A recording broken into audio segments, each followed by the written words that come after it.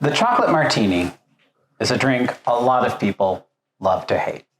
Today, we are going to make a elevated chocolate strawberry mocktini.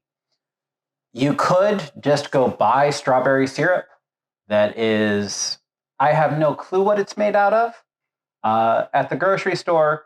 Today, we're going to do something a little bit more elevated to build the base of our drink, and we're going to make a strawberry basil syrup from scratch.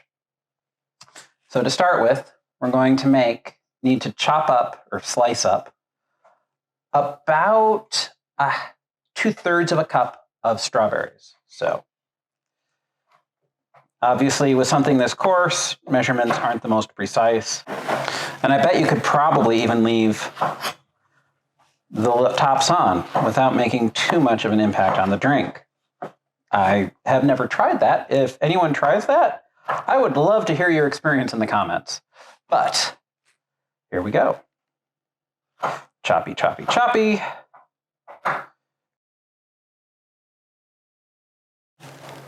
And that's one more strawberry.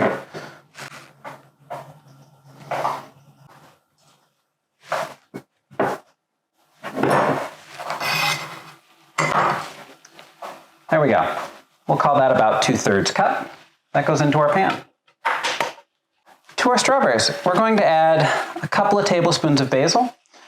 Should be about this much. We're just gonna chop this up. Strawberry and basil is a pretty classic combination. And I've had it paired with chocolate before, and it works really well. And it's okay to include some of these stalks. We're gonna strain everything out at the end, so why not? So that was 3 fronds of basil that we used. In we go.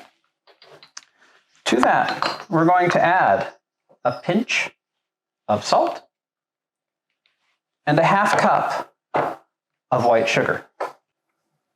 And lastly, 1/4 cup of water.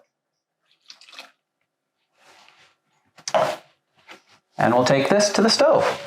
And we're going to put it over a medium-high heat. We want to bring it up to a boil, and then we're going to hold it at a low boil. You'll probably have to turn the heat back down a bit for 2 minutes. After 2 minutes, we're going to take a masher, and we're just going to mash everything up a bit to get as much flavor extraction happening as we can. Then we let it cool down to room temperature before we strain it. While it's cooling down, take a minute, clean the kitchen, whatever. And once it's back down to room temperature, we strain it out and we get a lovely pink strawberry syrup. This should make enough for about 6 of these mocktails. Now we're ready to assemble. Into a shaker, we put ice. Into our shaker of ice, we're going to put 3 ounces of any milk you'd like. I am using a vanilla oat milk. The important thing is if you're using one of the plant-based milks that it's an unsweetened version. A lot of them are sweetened, and that's great, but we don't really want that when we're already adding a couple of syrups. To our milk, we will add 1 ounce of our strawberry basil syrup. And then 2 tablespoons of good old-fashioned chocolate syrup. And I have yet to find a particularly good way to measure this stuff, but this seems to work reasonably well. And now we shake. And we're going to shake this for a good 20 seconds until everything is nice and cold.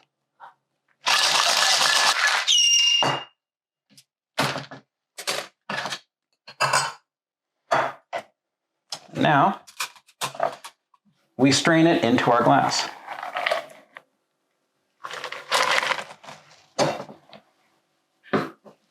And we will garnish this with just 1 strawberry.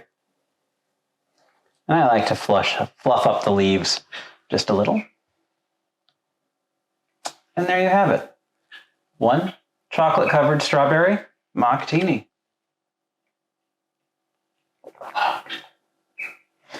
That's very, very good. There's a surprise when you sip it because of that basil. If you're not a big fan of herbal notes, if you want this to be more of a punch you in the face, classic strawberry and chocolate flavor, you can leave the basil out.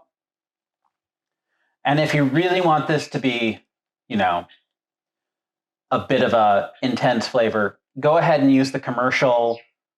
Color does not occur in nature. Strawberry syrup you can get right next to the Hershey's. That'll work. I mean, there's nothing wrong with it. It's not going to be as complex or delicate a flavor as this, but that's not always what you want. I really like this flavor combination. I think it elevates the drink. And, we don't have any alcohol in here, so that's a nice improvement.